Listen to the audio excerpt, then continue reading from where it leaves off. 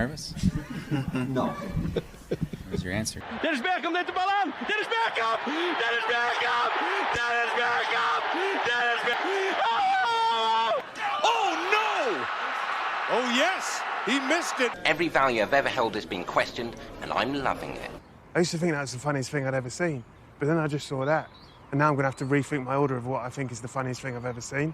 Welcome to the Suffering from Joy podcast. We're here to discuss Violette 3, Austin FC 0. With me today are Brad Tillery, who you can follow on Twitter at AU_Trout, and Seth, who knows everything. How we feeling? Yeah, no, same here. I mean, the only joy we heard tonight was the 25 minutes of Violette band, which put in more effort than our guys did. Oh, man.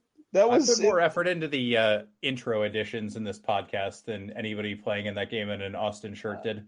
I will say, man, Violette's band had a jam that I was completely digging, and I wish they had gone for a full 90 as opposed to, like, the occasional play. I'm totally on board to sponsor people so we get Haitian Murga here. Yeah, they were great. Yeah. It started as sort of like a sad, lonely, okay, this is not, a huge full stadium. Then it was like, oh, you're actually talking about Austin FC's performance. Okay, well, where do we want to start? All right, so everybody's going to jump on Wolf for the lineup. I know that. You're not going to get that out of me. Because, listen, there isn't a single player on Violette who makes our roster, a supplemental spot, anything of that nature. I would tell you there might be one or two who make FCito if they got a tryout. FCito being Austin FC2. Sorry, y'all.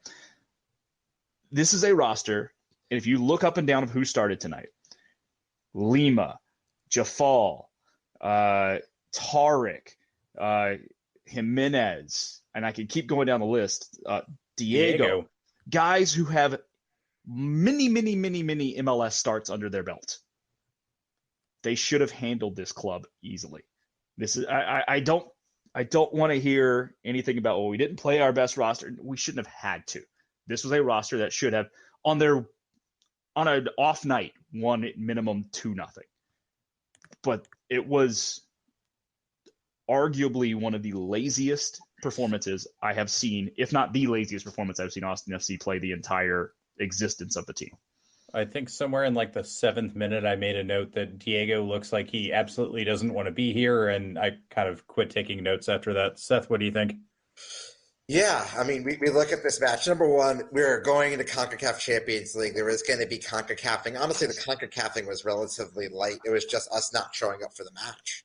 Yeah, that was it there. Like, yeah, I understand it's a 4-hour flight. You guys probably don't really want to play this match at a certain point here, but you got it. That's what's on the schedule here, and this was their Super Bowl out here. Like, they were coming out here. They had been preparing for this match for months and months and months, and they had us there. They.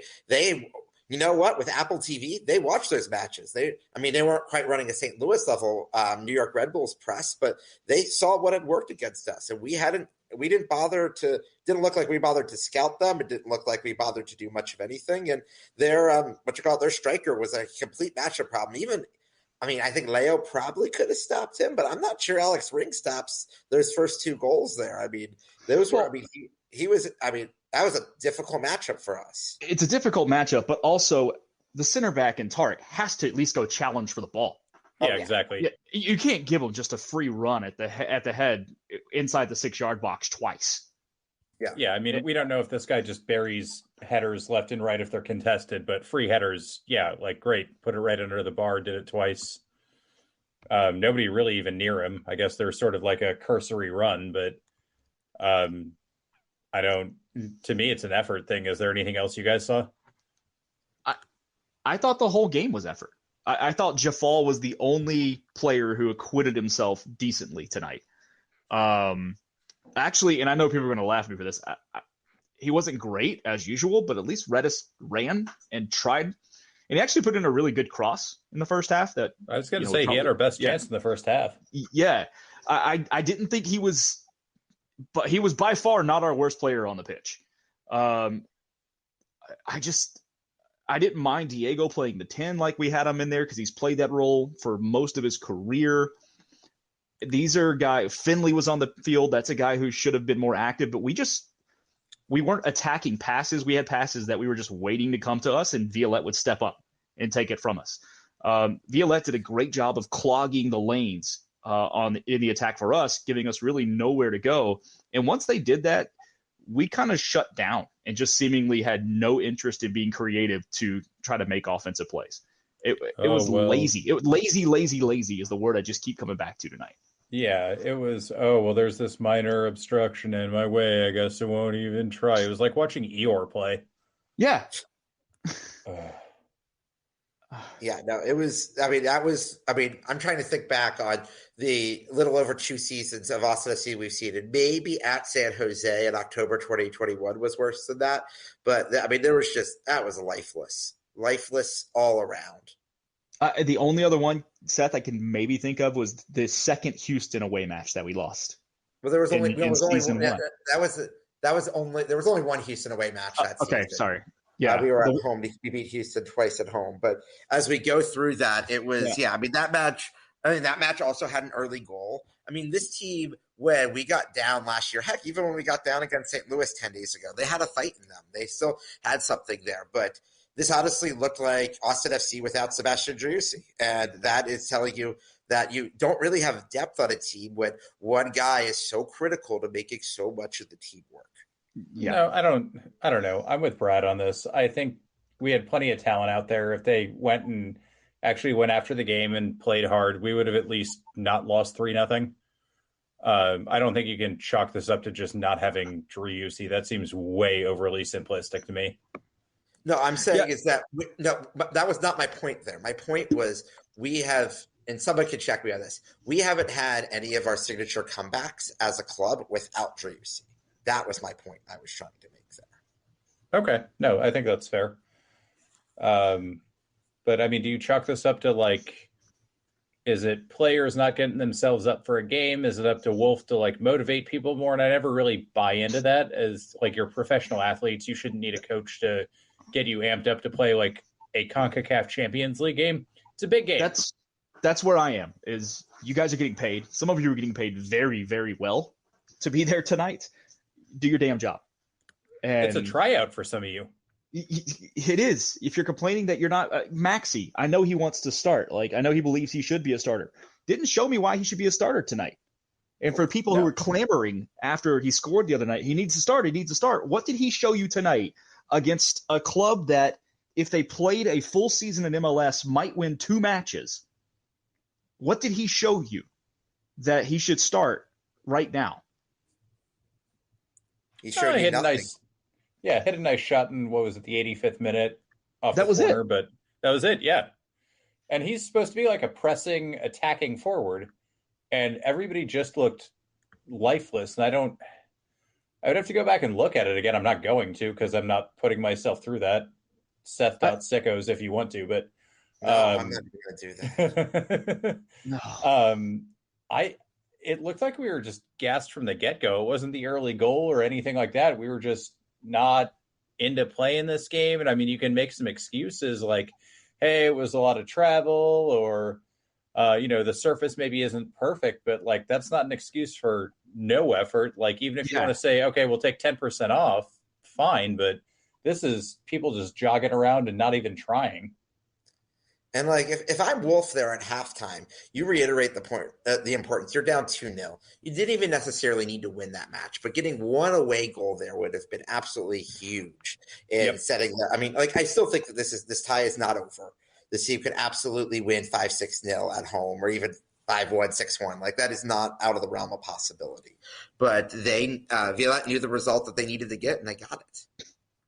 Yeah, and that's the thing. Next week, all the CONCACAF dark arts are coming out from Violette. You've got to be prepared for that now. The pressure's on. If you don't get 2 in the first half, I think it's panic time. We did this to ourselves. We put ourselves behind the 8 ball. Even if we lose this game, like Seth said, 1-0, 2-0, 2-1, something like that, that's manageable. This is crisis time as soon as the whistle blows. And here's the other catch, and this is where I think people are really going to pile on, especially on the Wolf. And I still think this is more on the players than it is Wolf as a whole. But if we don't go and win Saturday, this was all for nothing. Oh, absolutely. Or at least Seth, get a I know you result had Saturday. I'd say if you could get, I mean, that's a place where we've never gotten even a point. I mean, you had 5 of your starters that didn't make this flight, and they better all go 90 minutes on Saturday. Unless, well, one of them's probably going to get a red card because it's at RSL. But aside from That's Danny. that, It's Danny. Yeah. We'll start doing the yeah, prop bets. it is. Yeah, it's a mess, and that. I don't know. It's this. Yeah, it's a mess. I mean, I counted when the schedule came out that game at RSL. I was already marking that down as a loss. So anything besides a loss there would be a pleasant surprise.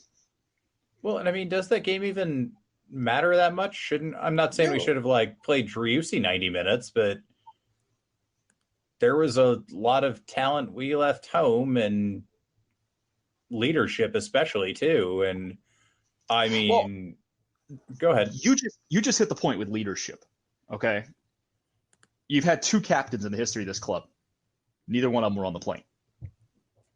That is weird to me. And I know Ring played a full 90. I know Driussi played a full 90 of the night. Ring's got to start at center back now. He's getting some miles on his legs. You don't really want to risk Driussi in this spot. I understand that. But why does Hector Jimenez have the band on? A guy who's he's a veteran. But how many minutes has he had on this first team in the last year? He's had. I mean, I could pull up the numbers, but this is a guy who got downgraded from a senior spot to a supplemental spot for a reason. Yeah, Diego.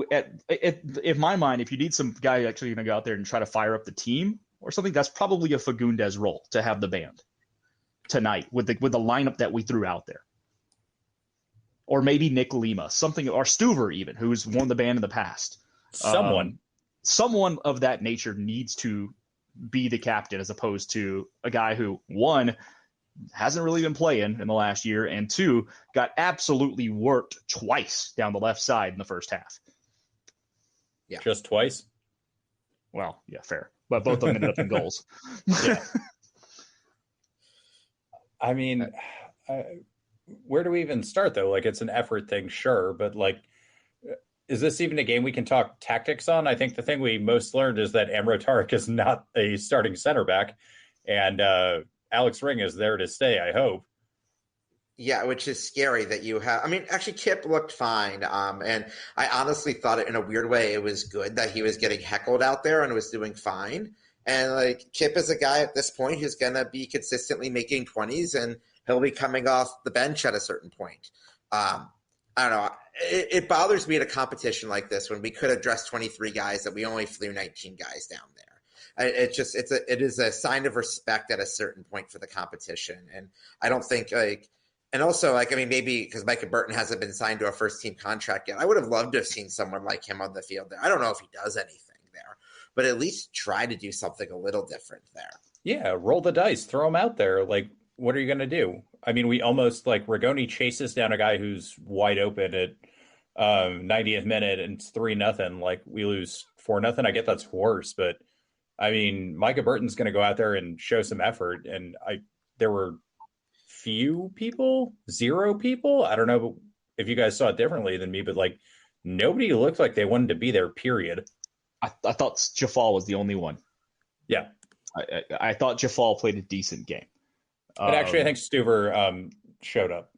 Stuver was fine. He could. What's he going to do on any of those goals? I mean, one of them he was hung out to dry.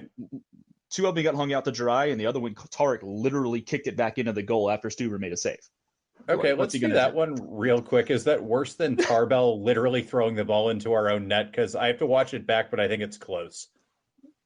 It's close. Yeah, it's real close. We've had some hilarious own goals or semi-own goals in a very short existence, if you really stop and think about it. Yeah. I have some sympathy for the whole Kippy against City thing. Stroud kind of tricked him, whatever. It's still a giant mental lapse, fine.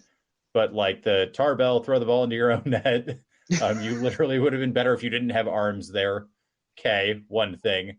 And I'd have to go back and look at this one. Like, would we have been better if Tarek just wasn't there and somebody else came out to clear it out? Yes, I actually have gone back and looked at it. And when he struck it, his body was not turned towards the sideline or anything. It was struck like he was aiming for the top 90.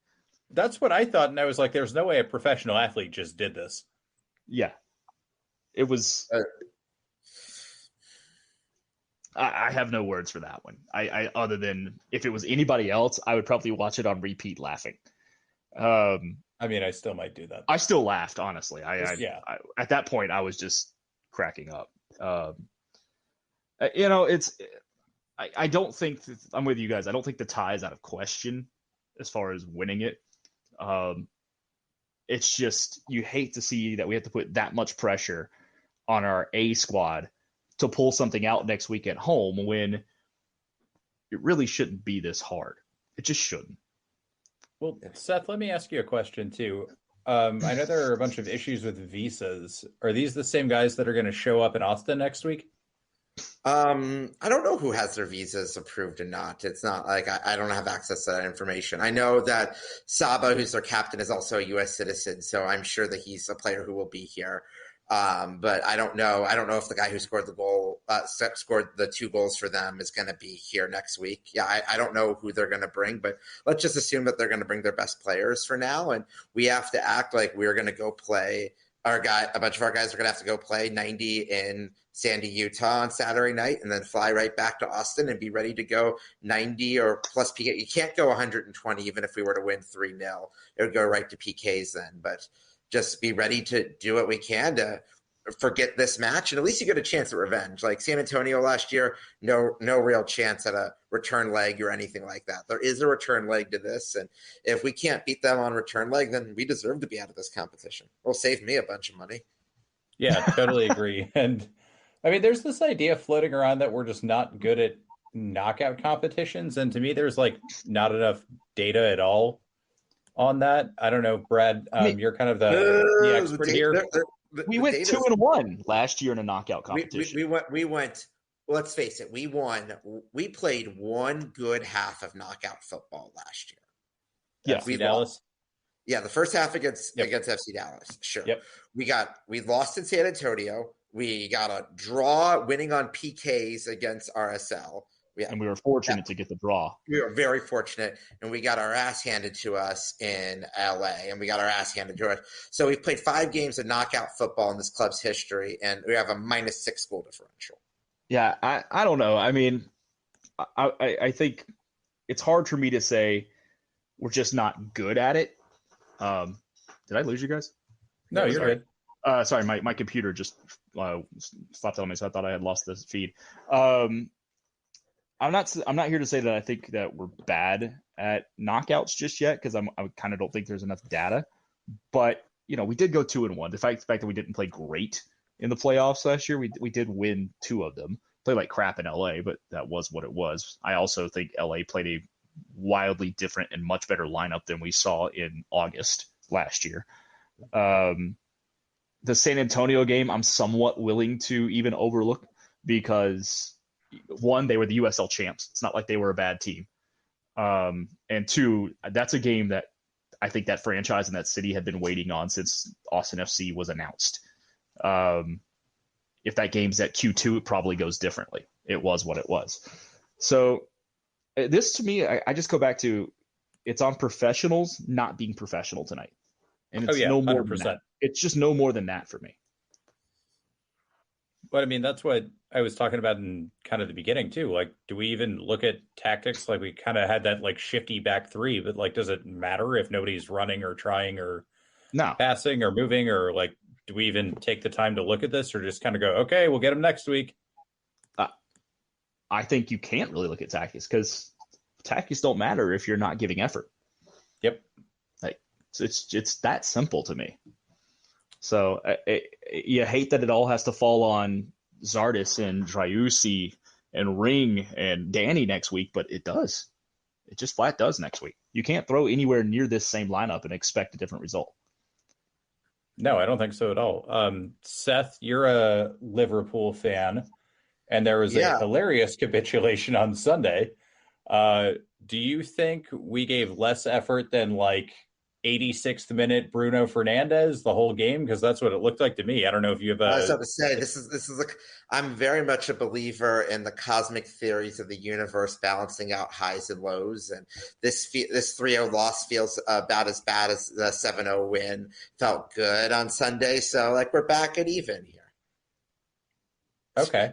No, but it's like Manchester. I mean, I will give us credit. Like that could have gotten way worse than 3-0. I mean, at 3-0 in the 48th minute after the own goal there, that could have easily been 6 or 7. And the fact that we didn't completely collapse does give me a little bit of hope moving forward. Yeah, I will. I'm with you on this one point. If somehow we come back and win 3-3 or 4-3 next week and we get through, put a star by the Rigoni hustle play at the end of the match. Yep. Yeah. Absolutely. That was the biggest bright spot for me, was him just gunning it back. And I mean, at some level, you have to have some professional pride. I know this is sort of like something high school coaches tell their kids, but like it's a thing at this point. Yeah. Go ahead, Zach. No, at a certain point here, like this is not just embarrassing for Austin FC. This is embarrassing for the league. This is embarrassing for some of these players' professional future here. I mean, if you're a Rodney Reddit, Hector Jimenez is near the end of his career. I don't think he cares at this point. Amro Tarek is probably pretty close to the end of his career. I mean, suddenly your chance of continuing on in this club beyond a year got much smaller. Rodney Redis is going to go back into oblivion at this point. Like, you had your opportunity and you missed it. Yeah, and I think, and I hate to do it like this because he played a great game the other night as a sub, but Nick Lima didn't look good tonight either, y'all. And that's a guy I know who's getting a little older too, but there have to be, during the transfer window and at the end of next year, at the end of the season, there's going to have to be serious questions about what does this club look like moving forward? Because we've got some guys who are getting long in the tooth in soccer years, and we need to start replacing that. It just is what it is. And that may have shown up a little bit tonight too. And we've had some clear misses in our scouting department. Oh, yeah. I mean, a lot of our most ineffective players are not necessarily our oldest players. Well, that's fair enough too. Yeah. So let's get to kind of the more fun stuff. I know it's just kind of weird to say after this game. Yeah. So this is the first ever CONCACAF Champions League game I've ever seen. And I thought it was goddamn hilarious and everything I wanted and more. If Austin FC wasn't involved, it would have been the funniest thing I've ever goddamn seen. Besides the scoreline, the most CONCACAF-y thing tonight was the early yellow card to Valencia. Oh, my God. Like, that was like, oh, yeah, we're playing CCL right now, the moment that happened. Followed by worse fouls going against Violette that were just regular common fouls or not called, period. So. Yeah, but there's already... in this Alianza Philly match that's going on as we're recording this, the Alianza goalie did a full-on leg swipe outside the box of a Philly player and didn't even get a card. They didn't even call a foul, did they? No, they didn't. Yeah. And then if you look and the pitch is great. If you haven't seen it yet, the pitch is just amazing right now. It is this is world class stuff here. It is. You can see more. I don't know if it's concrete or I don't know if playing on this pitch or turf is worse. The turf tonight was bad. We can't deny that was bad. Like, you're in the Dominican Republic. It rains there every third day. You should be able to have a decent grass field, but whatever. But it was at least consistently slow. That's the thing. Yeah. The turf looked slow to me, but it was consistently slow. It reminded me of playing in Vancouver, honestly. What I'm watching right now for this Alianza Philadelphia game is, like going to play pickup at Colony Park. You don't know what step you're going to take before you twist an ankle. Yeah. I would love to blame this game on the turf was really slow and we were trying to move the ball and we just couldn't get our passing rhythm down right. No. That would be great, but that's absolutely fucking not what happened. No, absolutely not. No. But if And for your I didn't think either of introduction you were into saying that. CCL, Just no, but for your introduction into CCL, yeah, it was a pretty good introduction. It wasn't. I was actually the other thing I was most surprised about is they actually gave us 6 minutes of stoppage time in the second half because I was fully expecting 3, even and after for it to be guys blown getting dead stretched out. at like 2 minutes and 15 seconds. Oh yeah. And Brad, don't get me wrong. I've been watching CONCACAF forever, just not CONCACAF Champions League. So I know what I'm in for, but it's a little different. No, it's fun. It's definitely a competition where you're gonna see some crazy results and just decisions made by, especially by referees or players that are wild and that you wouldn't expect. Yeah. Yeah. So can we talk about the star of this show, Haitian Murga? Hey, you know what? The Suffering from Joy podcast, we gave you a preview of Haitian Mergen. For people who are not listening, they don't understand the full Austin FC culture here. We gave you a preview of it. They, I mean, honestly, I would give them if they had went for a full 90, they would have gotten an A+ performance. But just for showing up, they at least get the A- performance today. But yeah, it's one of the more impressive Mergas that we faced. Definitely better than the crap I hear here in Chicago. Yeah, I whatever that jam was that they played a lot of was fantastic. And then I actually found a video on Twitter of one of the guys in the stadium dancing and singing to the song. Amazing. Like I was sitting there thinking if I was at the game, I would probably be on their side dancing halfway through just to try to make it bearable. Absolutely. Yeah. I mean, part of the reason why Austin FC didn't want fans going to this match, once they finally told us they were going to sell tickets, they're like, oh yeah, you'll be right next to their fans, which honestly sounds like it would have been a blast. But shit, I'd had a great time.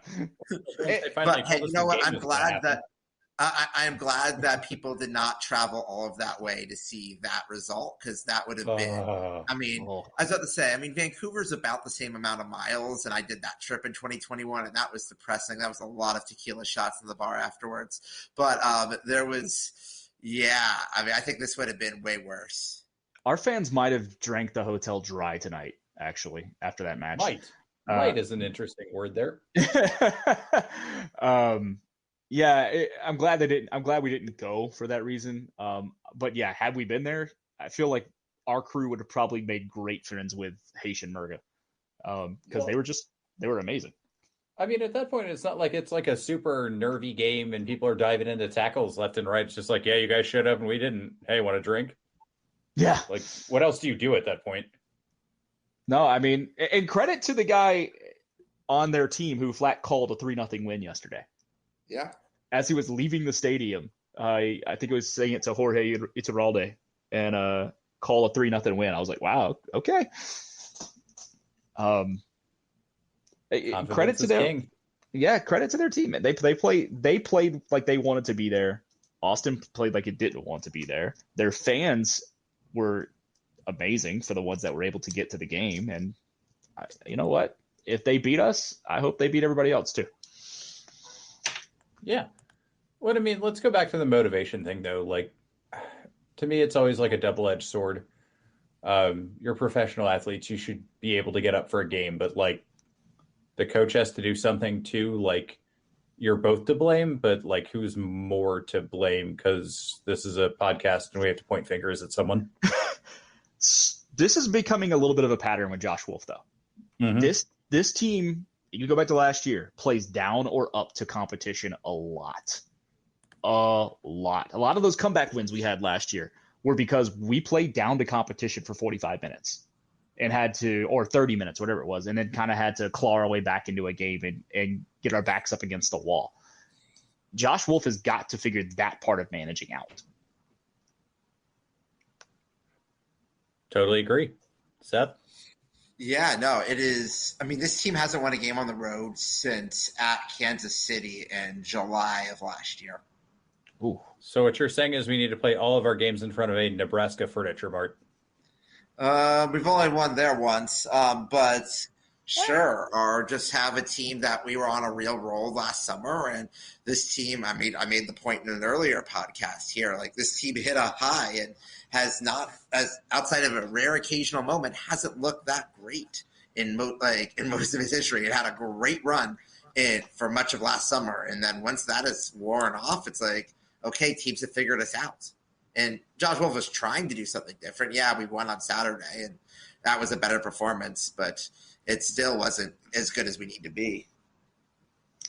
Yeah, Saturday to me was the finishing, right? I thought if we finish a few chances, that game probably looks better than, what it was, but we got the victory at least. But, you're not wrong, Seth, about how we're playing over the last, 10, 15 games, however many that's been since that Nebraska Furniture Mart game, which, by the way, they're building an NFM in Cedar Park. So if we play better in front of Nebraska Furniture Mart, we just move the stadium. And, we'll be okay. No, the stadium's a perfect straight shot down Kramer back to my house up Lamar. It's exactly where I want it to be. I'm trying to give myself a shorter drive here. I know. You have the rail line. I don't have that. I do have that. Something's got to get figured out as far as this team playing more consistently, because it has not been great. We had the great game against LAFC in August, and since then, I feel like this team has just plateaued, if not gone back, taken steps backwards. Well, plateau's way too kind. They've fallen off a cliff. Yeah, we weren't even playing great going into that game. That was the exception, not the rule. Yeah, but how much terrible for like a month up until then. But again, I think it goes to, unfortunately, with Josh and his motivation, how much of that goes back to we kind of had the 2 seeds. We weren't really being pressured for that 2 spot. From about August on, we never really got worse than, I think, 4 points of separation for the number 2 spot. So it's just, there wasn't the pressure on. And I feel like unless this team has its back against the wall, it doesn't come out playing like it needs to all the time. Bodes well for Tuesday, I guess. Yeah, we would hope. So I guess that's kind of my big question here is how much does this result affect us going into RSL, obviously it affects next week because the 3-0 affects how we have to play. But I mean, is this going to be like a giant setback in the rest of the season? No, I don't think so. I mean, at a certain point, we clearly have 5 starters who did not make this trip. They're going to go play against RSL. We might have a slightly rotated squad, but I don't really see too much of it. I mean, I still can't believe that Josh Wolf had Nick Lima make that flight. The dude became a father 6 days ago, and you're making him go away for a match that we probably could have. Yeah, it might not have been great to have Leo or Ring out there for exhaustion purposes. And I don't know how Leo would have held up in the Dominican humidity, to be frankly honest. But I would have much rather had them in that situation. Also, really disappointed in Lundqvist tonight. We paid a fair bit of money for that guy. And, I mean, he had an awful pass in the second half, but he just looked lifeless. Why did we spend any money acquiring him? So, tactically, that's the one difference I would have made, is actually put Lundqvist at center and Ring out on the wide spot, because Lundqvist has more experience playing center back over his career than Lima does. It just, I didn't understand that move by Josh Wolf tonight. Yeah, I don't either. I have a hard time kind of judging some of these guys who we're seeing for the first time this season just because of how bad everyone was. So, this is the first time we've really seen Lundqvist, okay, Tarek, I'll go ahead and say, you got to track a runner. It's not that hard. At least do something there. But I think some of these guys like Lundqvist, who I think he's been hurt and he's getting back up to fitness, right? Sure. But even if that's the case, play center back, right? Ostensibly, you're not going to have to make as many lung-busting runs as you would from the left side as a wing back. Plus, as mentioned, he just has more experience playing center back than Lima does. Plus, he's a little bigger. Use the size in there, a little taller. Is that a? Go ahead. No, go ahead. Say it. You're good. No. Is this like a tactics thing or just an everybody was terrible thing? A little bit of both. That's the one tactic that confused me. That was the one. Everything else, I was actually, the lineup formation and the setup, I was fine with. Everything else was effort. But as far as going back to your original question of how does this affect Saturday, when I saw the lineup today, my mind immediately went to Josh Wolf is trying to get a 0-0 or 1-0 result on Saturday. Mm-hmm. By holding out our ring, by holding out Leo and Danny, he's trying to lock down the back line and see if we can't have Sebastian and Zardes produce a moment of magic and get out of there with a draw, a 1-0 win, or a 0-0, 1-1 draw. That's what we're looking for Saturday. I'll take no red cards. It's a bold statement, man. I said I'll take it, not I'm predicting it.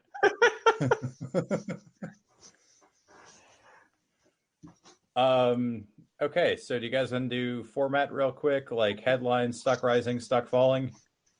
Sure. All right, I'll go first on headlines. This was exactly what I expected out of CONCACAF Champions League, but sadder. Brad? Headline, Austin FC plays worst match in team history. Agreed. Seth?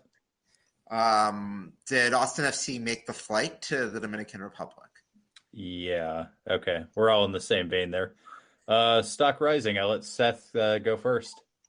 I'm gonna, we gave him a shout out already. Rigoni's run back might have well been the moment that started to turn the tide in this tie, and at least he showed some effort out there in a sub, which it's not the same that we could say for a lot of other people. At least he was trying out there. Brad? Sofian Jafal. I thought he was the only consistently good player out there in the attacking formation tonight, or even defensively. Stuber, I think, is kind of a wash because he didn't really have a chance to make too many saves that were savable. He did all you could really ask of him tonight. But Sofian Jafal, I thought, stepped up and played a nice match and was probably the best player on the pitch for Austin. Yeah. I'm going to go with Kippy. I don't think he did anything spectacularly wrong, but he looked like he was trying out there, and that was something that I think we needed. Had a couple of good passes and plays, and I think he needs the support, and everybody was jeering him, and he was still giving it his all out there. Also, I kind of mentioned it earlier, shout out Haitian Murga, but trying to keep this to Austin FC. So stock falling. Brad, you want to go first? I mean, is there anyone else but Amro Tarek for this one? I don't know that there's a clearer answer than that. When you're involved in all three goals against the team, including one of them that you scored, I don't think and that scored in not like a normal own goal thing. No, it's just like, what the fuck are you doing? It wasn't a bounce off of you or something like that. Something weird, a deflection, anything of that nature. It was just, I'm going to kick it into my own net here. Tarek, I know we just said that the team had its worst game as a team. Tarek might have just played the worst match any Austin FC players ever played. Yeah. I don't think that's unfair. Seth, you want to go next? I mean, Hector Jimenez was a captain tonight, and I don't think he should see another minute on the pitch for Austin FC in his career. Yeah. I kind of said that last year when he got hurt, and then when we brought him back, and I guess he played was it the last regular season game of last year? He had like a little cameo, but he was getting slow, and then he had like a serious movement level injury, and I got worried that was his career, and it's not looking great. So yeah, I mean, maybe he can hang out with the FC Toe guys and coach him up a little bit. Yeah. For me, it's got to be Josh Wolf, right? I don't know if it's tactics or whatever, but something was very, very wrong. And if it's the entire team, it's, the buck stops at the coach, right? At some level, yeah, we talked about it a million times, but players need to get themselves up for the game. But like if every player is off, there's something wrong with the coaching or the prep or something. And he's in charge of that. And, I'm not like screaming Wolf out from the rooftops or anything, but it's something that needs to be looked at, that this is the first CCL game in club history. And yeah, fine. Like we didn't take our best players, but like get them ready to play.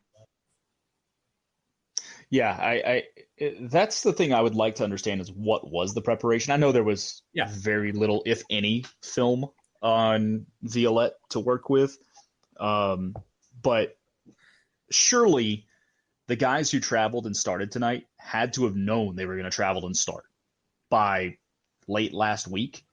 And if we didn't have them prepping for that, that's a problem. Because only giving them really 36 hours to get ready mentally is probably not good enough.